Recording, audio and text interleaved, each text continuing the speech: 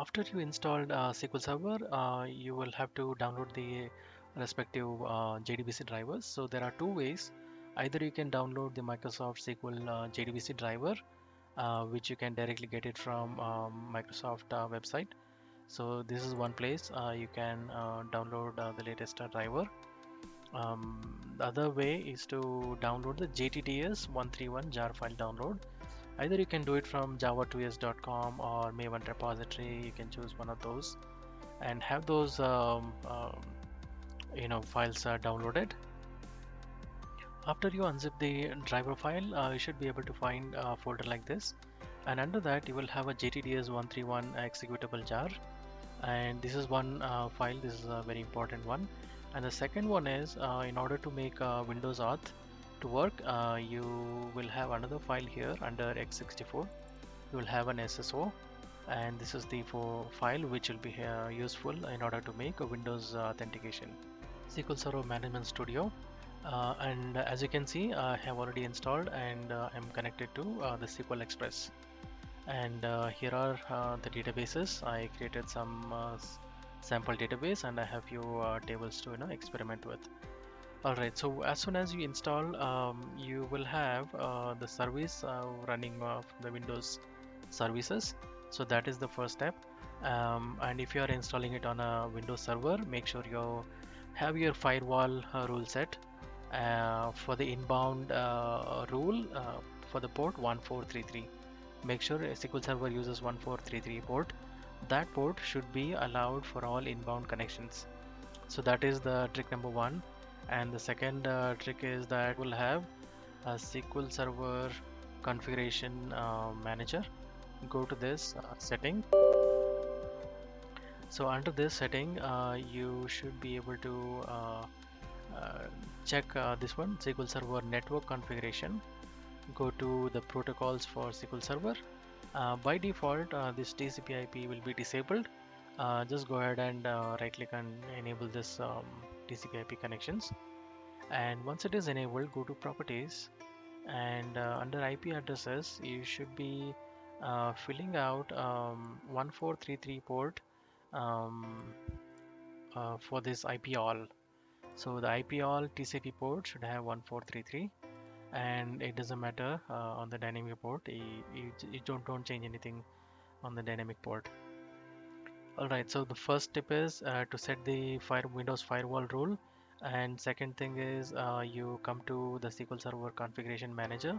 Under network configuration, you enable this TCP IP and set the port 1433.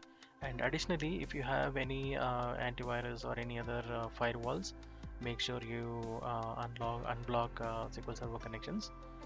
So once this is done, once you are able to connect to your SQL Server on um, SQL Express, you should be good to go. When you go to the Windows tab, show view, there's a section called modules under other section. Click on that, and module is a place where all the external libraries and jar files are installed. So as you can see, I have already imported here, but this is something you should be able to see after you import it. So the downloaded jar file should be imported into Talend Studio. You have an import button here, click on that, and you will go back to the main folder where you have the jar file. So just double click on this or click on open, and which will install the jar that is required for MS SQL row input output or any other MS SQL operations. So this is how it looks. Initially it would say not installed. After you do this import, it will show it as installed. So this is step one, and sometimes you may have a hard time connecting to SQL Server, so you may want to restart your Talend Studio and also restart your SQL Server services once if you have any issues. Alright, so once the jar file is imported, the next step is to create your metadata. So for at this point, and I already have a connection here. I'll just show you. with this, or you can create a new connection here. And the DB type should be chosen as Microsoft SQL Server, and the DB version you can keep it as the JTTS driver. And under this login information, I have created a SQL Server standalone account, which you can use it, username, password, and SQL Server is installed on my local, so I'm using localhost. Port is 1433, and I created this database.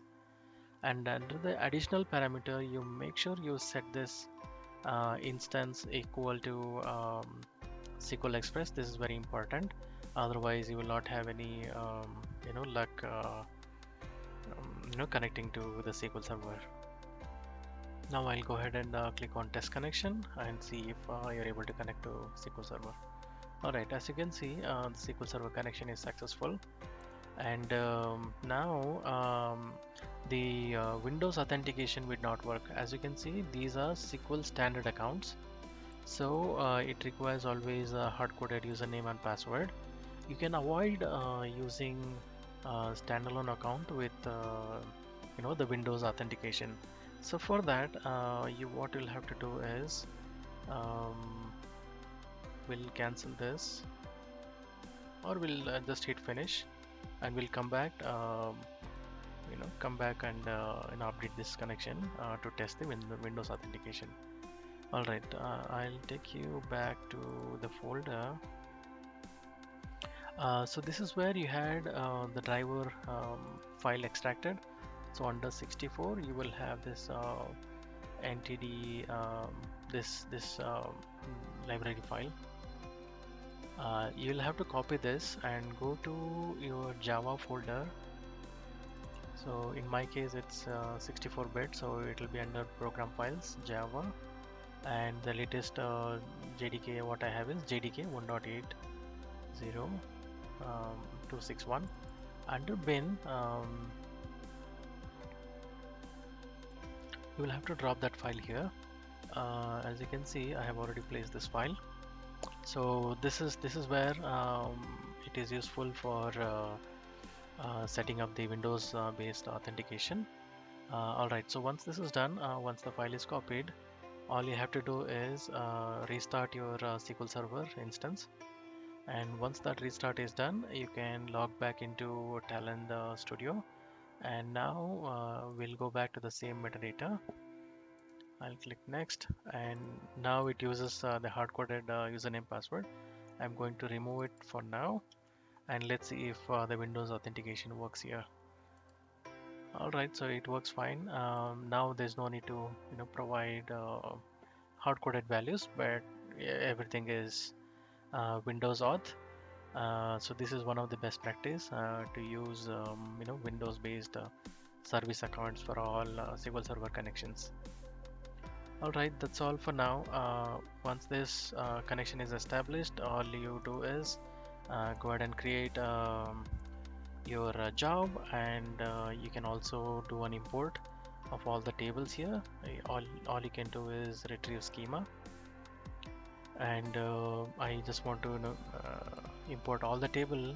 Click next, and here is the table. Under DBO, I will go ahead and choose all the table that is available. As you can see, the creation status is success. Click next and click finish.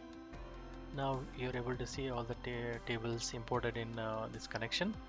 Alright, so whenever you create a new job, all you have to do is drag and drop into a job design area, and start reading or writing into these tables.